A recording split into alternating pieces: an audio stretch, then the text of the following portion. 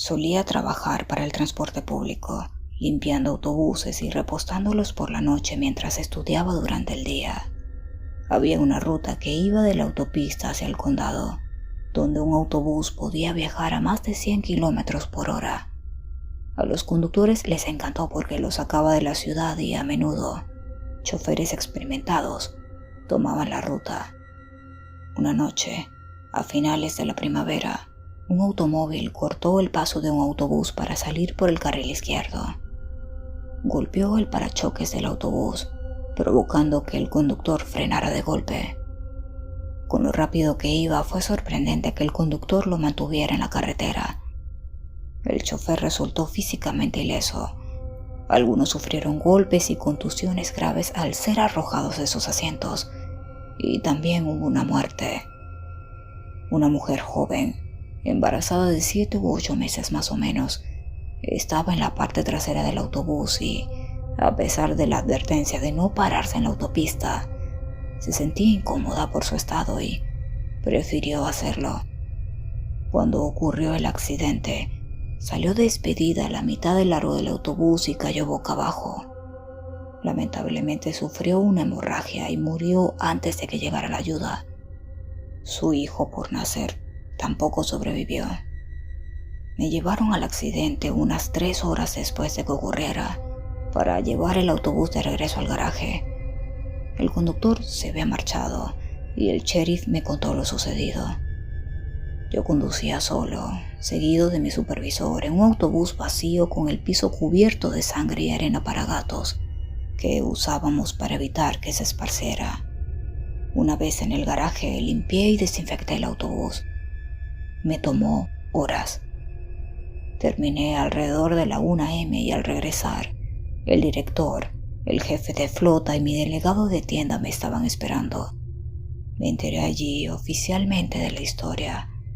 El conductor estaba conmocionado después de enterarse de la muerte de esa mujer y quisieron mantenerlo en secreto.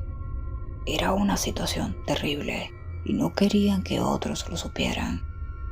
Por supuesto, acepté. Mi última tarea fue aparcar el autobús en el estacionamiento trasero, sin servicio pendiente de reparaciones. Dejé el portapapeles del autobús 571 en el escritorio. Durante las próximas semanas, todos conocieron algunos de los detalles, pero no que la víctima estuviese embarazada. El conductor estaba tan mal por lo sucedido que se retiró. El autobús pronto volvió a estar en servicio. Una noche estaba en las bombas de combustible cuando llegó la flota. Uno de los últimos autobuses en volver fue el de la universidad. La peor ruta, ya que era básicamente el autobús borracho para los chicos que regresaban desde los bares. Un chofer nuevo conducía. Cuando lo saludé, estaba visiblemente molesto. En la última parada, para asegurarse de que todos bajen del autobús, se suponía que debía caminar de adelante hacia atrás y luego de regreso a su asiento. La mayoría de los conductores solo miran sus espejos. Él dijo que caminó en el autobús, no vio a nadie, luego cerró las puertas y salió del servicio. Unos 5 minutos después, mientras conducía por la calle, miró por el espejo y vio a una chica parada en la parte trasera del autobús. Sin dejar de conducir, le dijo que tenía que bajarse y se detuvo en la siguiente parada. Luego dio la vuelta y el autobús estaba vacío. El conductor mencionó que estaba preocupado porque la joven se veía muy mal y estaba blanca como una sábana. Me pidió que volviera a comprobarlo, porque no podía creer que solo estuviese en su imaginación. El autobús estaba vacío, y después de unos minutos de hablar, él entró y comencé a cargar combustible. Fue entonces cuando me di cuenta que se trataba del 571. Era la primera vez que lo veía desde la noche del accidente. Una vez cargado y lavado, lo estacioné en otra ruta y seguí con mis funciones. El viernes siguiente llegué a eso de las 5 de la tarde y los veteranos ya estaban allí, hablando con nuestro supervisor. Parecía que la noche pasada Alguien se había colado en el garaje. Los chicos escucharon a una persona, pero nunca encontraron a nadie. Uno dijo que comenzaron a escuchar a una niña llorando antes del final de la noche, pero no pudieron encontrarla porque parecía que se estaba moviendo. Durante el mes siguiente ocurrieron cosas similares. Yo solo la escuché una vez, pero gritaba, no lloraba. Y otros simplemente asumieron que se trataba de un niño problemático y subieron la música. El garaje estacionaba 35 autobuses con ventanas en la parte superior, y la mayoría pensaba que era alguien afuera y solo se transmitía el ruido. Para ese momento, otros conductores tenían historias de haber visto a la niña enferma, como comenzaron a llamarla, en su autobús. En diferentes rutas, todos conducían el autobús 571. Un conductor vino a las bombas de combustible y nos pidió que llamáramos a un paramédico y a la policía pronto. Había visto a una mamá sosteniendo a un niño envuelto y se veía muy pálida. Pensó que ella había bajado en una de las últimas paradas, pero no vio en cuál. La policía siguió la ruta, pero nunca encontró a nadie. Después de eso, se hizo una conexión con el accidente y las ocurrencias. De pronto los avistamientos aumentaron y se volvieron más llamativos. Los conductores comenzaron a hablar de haberla visto volando. Un mecánico afirmó que el aceite salió como sangre mientras lo cambiaba. Incluso algunos afirmaron que la vieron pasearse por el autobús. Todos la describieron de manera diferente y estaba claro que muchos solo querían ser parte de ello. Se convirtió en una distracción hasta el punto que los conductores rechazaron el autobús cuando se les asignaba, alegando problemas mecánicos. Eventualmente, se retiró de la rotación y se colocó en espera, de modo que si un autobús se averiaba en la ruta, se usaría y se dejaría estacionado en la estación principal. El verano pasó y la gente siguió adelante. En agosto, antes de que el colegio volviera a funcionar, se actualizó la mitad de la flota y se reenumeraron todos los autobuses. Casi de inmediato, la gente comenzó a escuchar el llanto por la noche y los conductores comenzaron a ver cosas en el autobús 442. Muchos pudimos ver que el 442 era en realidad el 571 por el portapapeles del servicio. La parte delantera estaba recién pintada. Una semana después de que la gente conectara los puntos, el 442 se puso en reserva. Finalmente, terminó siendo vendido a la policía como su autobús de borrachos. Aproximadamente un año después, cuando estaba renunciando para regresar a mi maestría, un oficial vino a cargar combustible. El policía se puso a hablar y mencionó: "Odio este maldito autobús. Me da escalofríos". No le pregunté por qué, y él tampoco me dio sus razones. Mi padre conducía entre Edimburgo y Londres y cuenta esta historia a menudo. Manejaba por la autopista regresando a la estación de pasajeros en Londres. Miró a su derecha y vio a una mujer con un moñuelo tronchatoro, así la describió él, mirándolo con una expresión aterrorizada, desde un automóvil a su lado. Antes de que pudiese reaccionar, el auto arranca en la siguiente salida y mi papá, aunque conmocionado, continúa. Aproximadamente media hora después, un automóvil diferente con un conductor distinto se detiene junto a mi papá, con la misma mujer en el asiento del pasajero, con la misma expresión en su cara. Mi padre planea ingresar en los próximos servicios para informar a alguien, porque incluso si no es nada o un malentendido, es mejor prevenir que lamentar. De todos modos, el coche desaparece antes de que pueda obtener los detalles, matrículas, etc. Y cree que no tiene sentido llamar a la policía así, por lo que sigue conduciendo. Literalmente, unas 4 horas después, casi en Londres, otro vehículo se detiene a su lado con la misma mujer, el mismo cabello y la misma expresión aterrorizada. Excepto que esta vez parece estar gritando a mi papá a través de la ventanilla del copiloto. Así que mi papá se detiene en un área de descanso y llama inmediatamente a la policía. Le dijeron que habían recibido otras 3 llamadas sobre la misma mujer en la misma zona en los últimos minutos. Desafortunadamente, aunque estuvo atento a las noticias, no miró nada al respecto y nunca la volvió a ver. Esperemos que todo haya sido una gran coincidencia, pero quién sabe.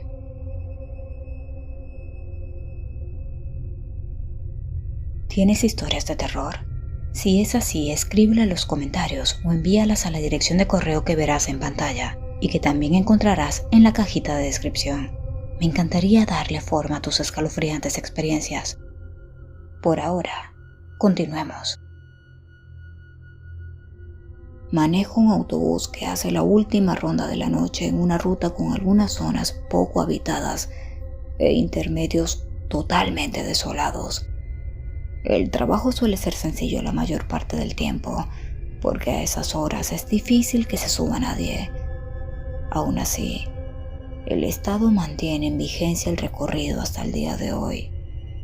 De todas maneras, tiendo a preferir manejar de noche porque el tráfico es casi inexistente. Por supuesto, conducir en medio de la nada durante la hora de las brujas significa que he visto mi buena parte de cosas, pero ninguna de ellas me ha asustado tanto como la gente que ve rondar por el borde de la carretera, lejos de la civilización. Noté el primero cuando apenas empezaba en esta ruta, manejando hacia el sur en el número 5. Era una dama con un vestido azul de verano, paseando por el costado de la carretera bajo la luz de la luna, sin preocuparse del mundo. Estábamos en un tramo que estaba a kilómetros y kilómetros de cualquier cosa en cualquier dirección, y yo era el primer vehículo en el camino que ella probablemente había visto desde el anochecer. Sin embargo, ni siquiera levantó la vista, sino que siguió caminando con una especie de sonrisa vacía en su cara. Toqué mi corneta y ella ni volteó a mirarme, así que pensé que había algún campamento cercano y seguí conduciendo. No en todos los viajes los ves, pero a veces ves algunos de una sola pasada.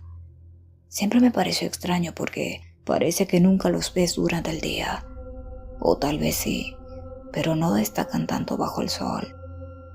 Solo sé que una vez que sepas que están allí, comenzarás a notarlo cuando conduzcas lejos de la civilización, en la oscuridad. Los camioneros los llaman vagabundos lunares, pero yo prefiero los caminantes de orilla porque es donde están siempre. Casi como trenes en una vía, caminan por esa línea blanca, estrecha, hacia donde sea que vayan. También son de diferentes formas y tamaños. Hombres, mujeres, altos, bajos, gordos, feos, guapos. Solo gente como la que verías en cualquier lugar. Claro que son aterradores, pero durante mucho tiempo no les presté atención más allá de notarlos de vez en cuando en la fracción de segundo que eran visibles mientras pasaba, sin que parecieran requerir mis servicios, ni notar siquiera que estaba allí. Pero una noche, hace unos meses, pasé junto a lo que parecía una mujer mayor. Llevaba una bata de hospital y parecía alguien en el corredor de la muerte. Ojos hundidos, entregados, pelo blanco encrespado y la piel muy pálida. Estaba sonriendo como si sus nietos la hubieran llamado por su nombre. Su paso era lento, arrastrando los pies a lo largo de la orilla de la carretera, y con solo mirarla podía imaginar el sonido de sus zapatillas de hospital recorriendo el camino. Quería seguir conduciendo porque, bueno, para ser honesto, ella me puso los pelos de punta. Pero también me recordó a mi abuelita, que en paz descanse.